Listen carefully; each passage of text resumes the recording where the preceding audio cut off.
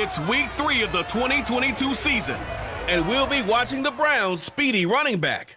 He was terrific a week ago, well over 100 yards and several stops in the end zone. It's the Browns and the Steelers on Thursday night. First opened in 1999. There's a good look at First Energy Stadium here in Cleveland, Ohio. Tonight we kick off week 3 with a great Thursday night matchup between the Pittsburgh Steelers and the Cleveland Browns.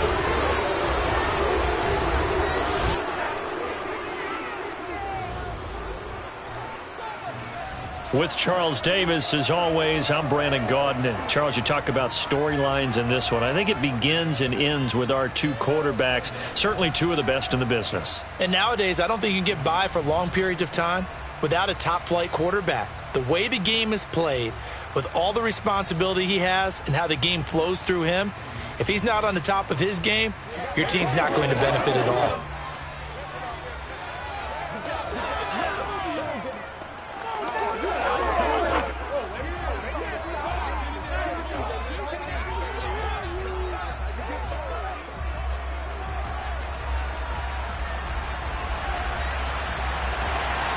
It's the first weekend of autumn, and the NFL is in full swing as off we go on EA Sports.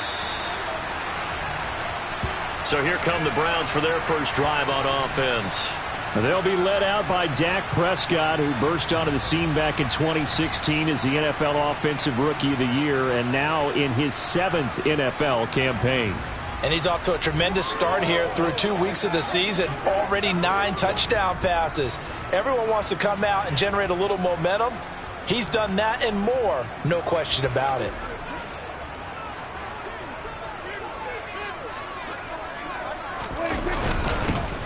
They'll start on the ground here on first down. And he can only manage to get a couple. 2nd and 8 coming up. These are his numbers from last week's contest. And Charles, how do you think he ran the football? I thought he definitely had his moments. I did think that they could have utilized him a little bit better, and I'm definitely going to keep an eye on him to see how they're going to use him this week. The last run got a couple. Here's 2nd and 8.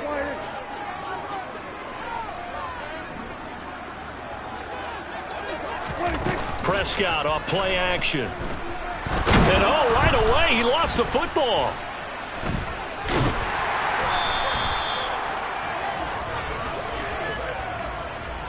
Points 1, 2, and 3 in their defensive game plan was to get to the quarterback and knock the ball free. They did it there. Luckily, offense hangs on to it.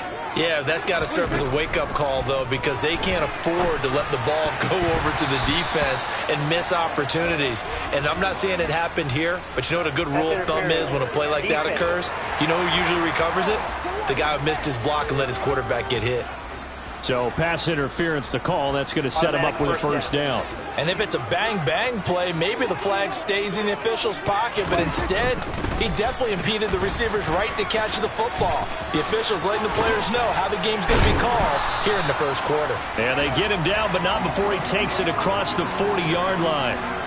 17 more yards on that one as they keep the drive rolling. Just a terrific run there, Charles, from a running back who is so compact and powerful, and that strength was on display there. Yeah, and this could be a sign of what this defense is in for, because you know all week long the coaches were preaching to the defense, you've got to be able to wrap up against a back like him or he can make you pay. Technique, technique, technique. And he'll be brought down just shy of the 40. And the next-gen stats shows us the tale of how much yardage he was able to pick up after the initial contact. And, partner, they're locked in man coverage out left, and they end up running a crossing route. Rounded it a little bit more than a slant.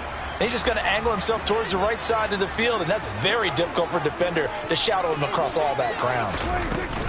Up the middle they go with Dorsett. Trying to find a lane, but instead he'll get back to the line of scrimmage, and no more. Officially nothing on that last run. They'll try again 2nd and 10. From the shotgun, it's Prescott. That is caught by Thielen. And they're going to have themselves another first down as the tackle's made at the Steelers' 15-yard line. A really nice gain of 25 yards. But I think when they look at their offense, they think to themselves, weapons, weapons everywhere, and they want to move the ball around.